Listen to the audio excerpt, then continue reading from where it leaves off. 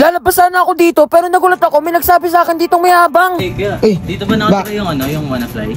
Banafly, bakit? Ano problema mo dun? Ano kasi, balita ko na ipag 1v1 yun eh. Mayabang daw yun dito eh. Hindi yung mayabang, sadyang malakas lang yun. Bakit? Ba't di niya ako labanan ng 1v1? Magkano? Gusto mo siya mga B1? Oo, pwede naman. Bakit na naman gagamitin mo hero? Isan Shin, best pick ko kasi yun. Gagi, mahirap yun ah. Pwede naman.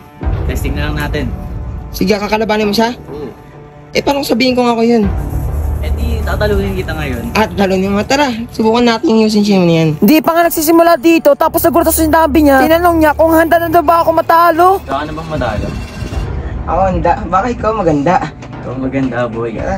Kaya pag umpisa pa lang talaga dito, pinakitaan ko na kagad si Tito. Kakakita pa nga lang namin dito sa Miden, pero nagbakbakan na nga kagad kami dito. Pero naisip ko na wala pa lang nakakatalo sa akin, kaya sinugod ko pa rin siya. Tapos nagulat ako dito, naka-vengeance pala siya dito. Pero tinan niyo naman ginawa niya sa akin, tumakbo lang siya.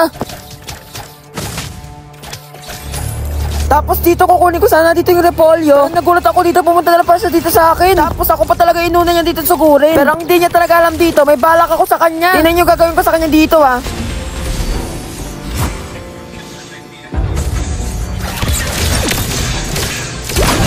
Parang nating hapon. Nagawa mo dun, parang hindi na ako. Pinachamba na kita, syempre. Tama pala, tama. Sinabihan mo pa akong mayabang ha. Tapos ngayon sasabihin mo nakachamba lang ako. Nagulat nga ako sa kanya dito eh. Kaya ang ginawa ko dito, tumakas muna ako. Tapos kala ko dito, mapapatay ko na siya. Pero takting niya, tingnan niyo naman, mas may damage ba yung vengeance niya. Nakailang beses nga siya ditong takas sa akin dito eh. Pero dito, kala ko talaga mapapatay ko saan siya dito. Pero nagulat ako dito, sobrang bilis niya dito tumakbo. Napagamit pa nga niya ako dito ng Winchant eh. Kala ko kasi dito, papalagulit siya. Pero sobrang swerte niya kasi pinagbigyan ko pa rin siya dito. Tapos habang inaaga ko dito yung red buff niya, sinubukan niya pa talaga dito ang pumalag. Pero sa kasamang palad, nakaligtas na naman siya. Sobrang swerteng tao naman nito. Pero naman kasi bigla na lang siya talaga dito gumagamit ng vengeance. Kaya bumabalik lang sa akin yung damage ko. Kaya dito sobrang inis ko talaga dito. Nakahanap na ako dito ng tempo. Parang nating hapon. Gulat.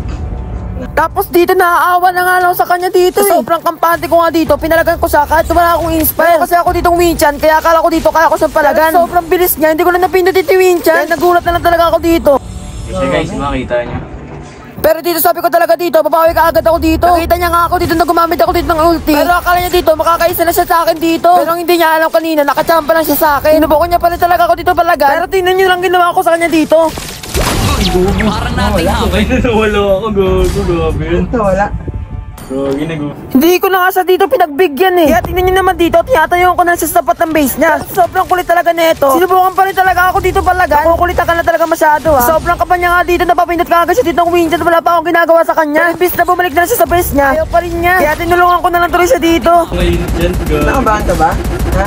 Sabi ko naman kasi sa inyo eh, bago kayo dumayo sa akin, practice muna kayo. Huwag niyo ako sasabihan na mayabang. Kasi lahat naman kasi sinasabi ko, katotohanan. Practice ka ba? Practice ako kanina. Sayang, hindi mo mabrang practice mo. Nice game. Sayang. Starlight na sana. Nasa wala. Huwag ka tuloy ngayon talo. Okay lang, makagising ko lang kasi. Talagang malas talaga magbagong gising. Naniniwala ka na hindi creation kasi wala pa yun. Niwala na. Pwede na. Hindi mo siya May yabang. bitaw.